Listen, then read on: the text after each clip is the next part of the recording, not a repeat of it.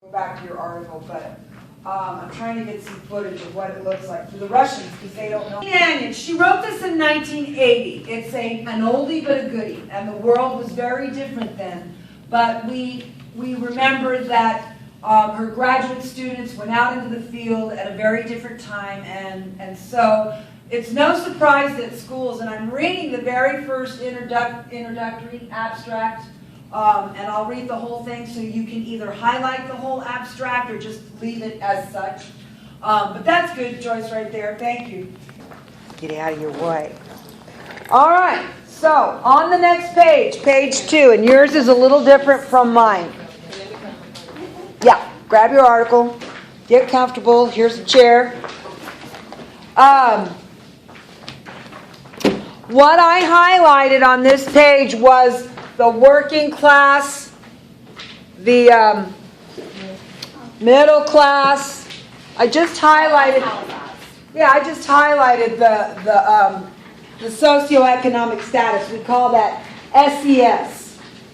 SES, and I used to hand out the vocabulary terms. So what you're going to do is you're going to do a little check mark. You're going to write the name of the heading here, right?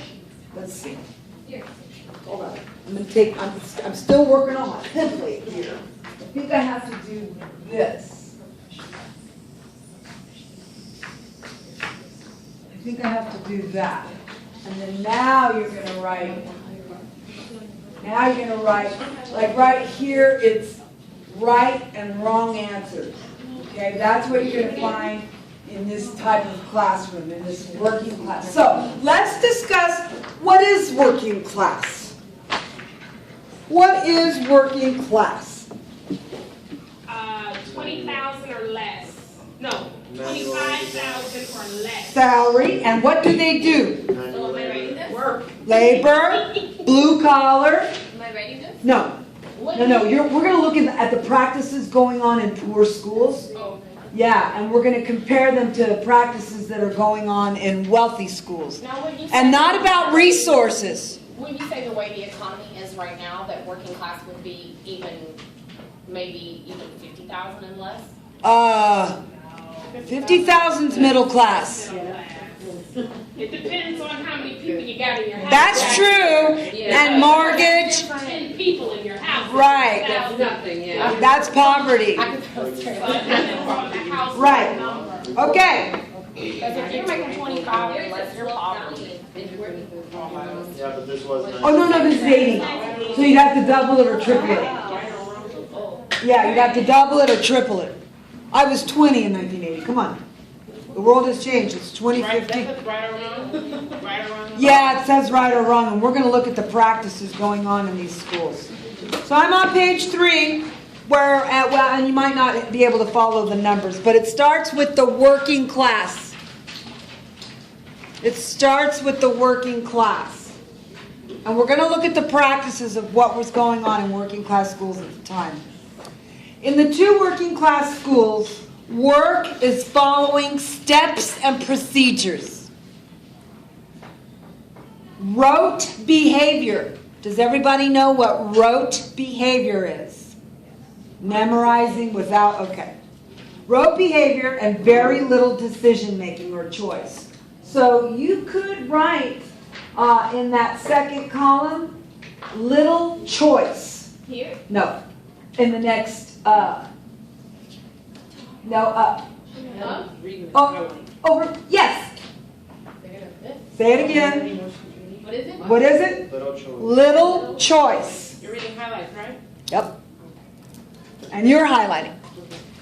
The teachers rarely explain why the work is being assigned, how it might connect to other assignments, or what the idea is that lies behind the procedure, or give it coherence, or perhaps meaning and significance. Scroll down, last sentence of that first paragraph. Work is often evaluated not according to whether it is right or wrong, but to whether the children followed the right steps. So erase right or wrong, and now you're going to put follow. How about let's just put procedural. If we put procedural, we know that it's prescriptive. It's prescriptive, that one size fits all. Okay, next paragraph. Procedural. Procedural. The following examples, and I highlighted this on the second paragraph, first sentence.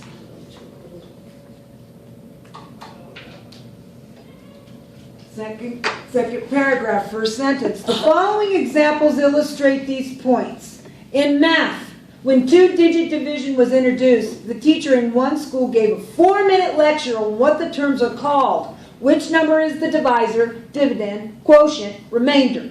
The children were told to copy these names in their notebooks. When the teacher scrolled down, when the teacher went over the examples with them, he told them what the procedure was for each problem, rarely asking them to conceptualize it or explain it themselves. Where'd you go? One of the teachers. Just a little bit now. When the teacher went over the examples with them, told them what the procedure was for each problem. Rarely Thank asked you. them to Yeah. conceptualize or explain it. Highlight 3 into 20 and 2 of that. Yeah. And then I'm done on that paragraph, so I started the last paragraph, first sentence. You good? Okay.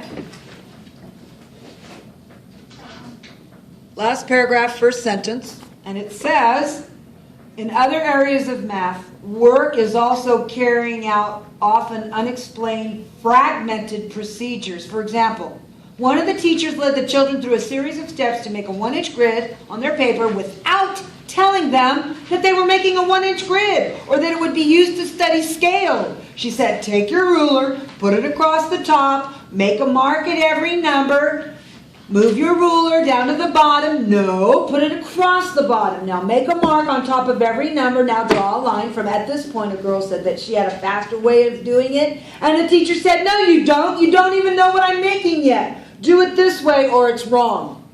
So out of context. Teaching out of context. So am I putting that one, Yeah, Yep. taking out of context? Yeah, no context. Not, the teacher doesn't contextualize the lesson for the kid. Or situate. But she was being watched by this lady? And she didn't- Well, no, or the students making 14,000 just in the field being, data collectors. No, I'm saying, right, this teacher being observed was being watched by Anya.